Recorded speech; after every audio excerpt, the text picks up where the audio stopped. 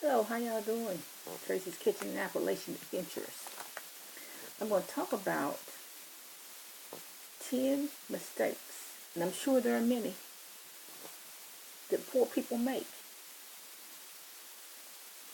Now, I've talked about this in previous videos if you watched, but these are 10 major mistakes that I can think of that poor people make. And like I said, I'm sure there are many more. Number one, we got to face the truth. We got to face the truth about ourselves. That's why we're poor. We don't understand money. We got to face the truth that we're dishonest. We keep signing promissory notes to people, and we know we're not going to repay them. We sign promissory notes to people that you're going to pay them back $15,000, $25,000, and we know we're not going to pay them. We know that. We create bills, and then we skip town to avoid paying them.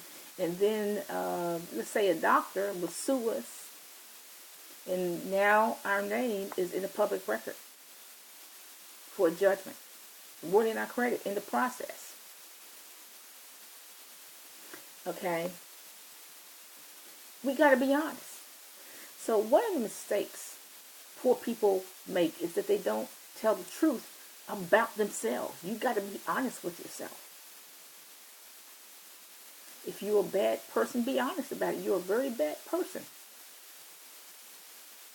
If you're, just the kind of scum of the earth, just admit that. You need to admit that. You're the scum of the earth. I mean, I've met people who were the scum of the earth. I was about, 20 or 21? The scum of the earth. He was the scum of the earth. And he should have admitted that to himself. But see, you got to admit these things to yourself, even though they are unpleasant. And you may not want to face the truth. But the first thing poor people need to do is face the truth. You allowing someone into your life that's not adding anything to your life. You're afraid, your children are afraid, and you're letting this person live with you, and he's not adding anything to your life at all.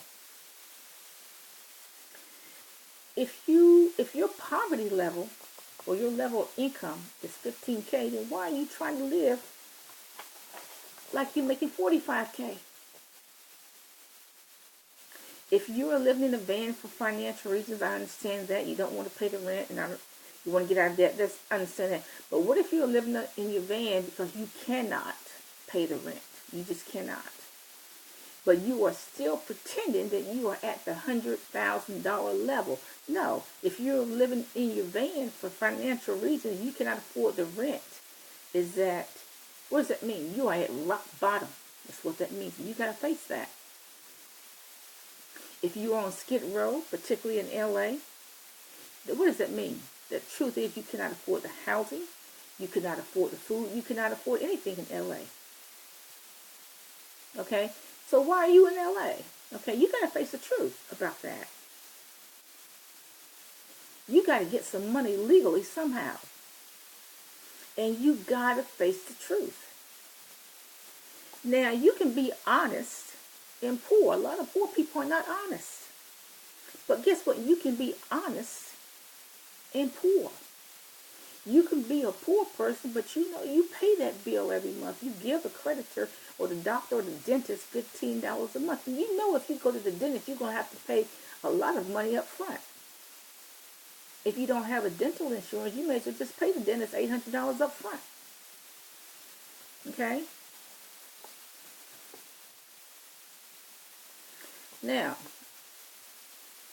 you can be poor and honest, as I said before.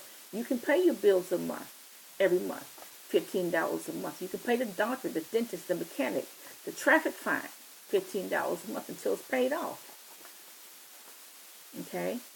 Now, the second mistake is living off of relatives. Poor people are always living off of relatives. Well, they're the workhorse. They're going to support me. Well, guess what? They don't want to support you, and they're not going to support you. If you borrow from relatives, you should make an effort to pay it back. Okay, I have a relative that steals for a living. The worst thing you could do is write her a personal check, because then she knows your routing number and she's going to steal the money. She's going to find a way to get in your account and steal your money. The worst thing you could do is send her a personal check, because she steals for a living. The third mistake is, if you are at a poor level, you need to live at a poor level. You cannot afford to eat dinner at the House of Pancakes. That's not your that's not your income level. You cannot afford that. Okay, you got to get an economy. Number four, poor people, you got to get an economy, whatever that economy is. Your economy is not relative. Your economy is not hiding from the creditors. That is not your economy. You need to manage. Number five, poor. If you're poor, you need to manage your economy, whatever the economy is, by living cheap. Okay, number six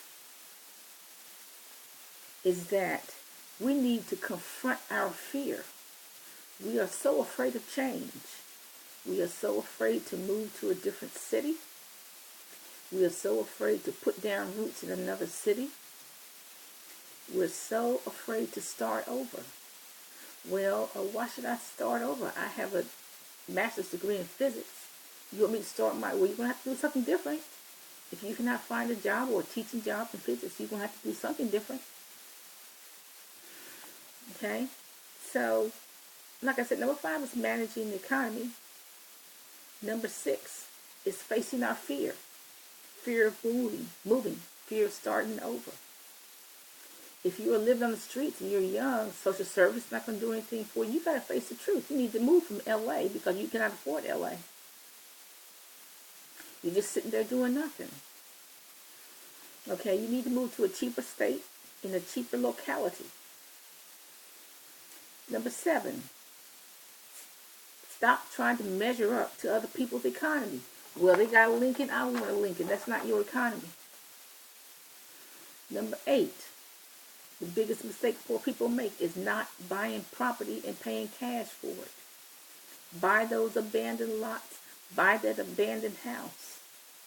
Everybody knows that real estate is wealth. Real estate was wealth in the biblical day. In the Bible days, real estate was wealth. Okay? See, if you buy land and buy a house, that solves your homeless problem. Pay cash for it. No credit. I would not recommend poor people have credit. You only need credit for traveling. Pay cash for everything. Number nine, poor people do not study money. And we should. If you're hungry, you need to study how to grow vegetables and how to harvest vegetables. If you're poor, you need to study money, how to manage it, how to use coupons, and so on. For example, I am collecting baking supplies, and I get a 55% coupon off of just about everything I buy. So I save a lot of money. Number 10, if you're poor, you need to stop spending. I see it all the time. Welfare people getting food stamps with orange braids and purple hair, which is at least $40 to sit in a chair to get the purple hair or the orange braids. It's $40 to even sit in the chair. And the blue nails, that's $80 right there for the blue nails. But I see it all the time. People on welfare, food stamps, going to ask the food banks for some food, and you driving a Mercedes. I see that all the time. Going to the food bank, asking for food or help, and you driving a Mercedes. I see it all the time. Okay, so these are some of the mistakes that poor people make. Facing the truth. Number one,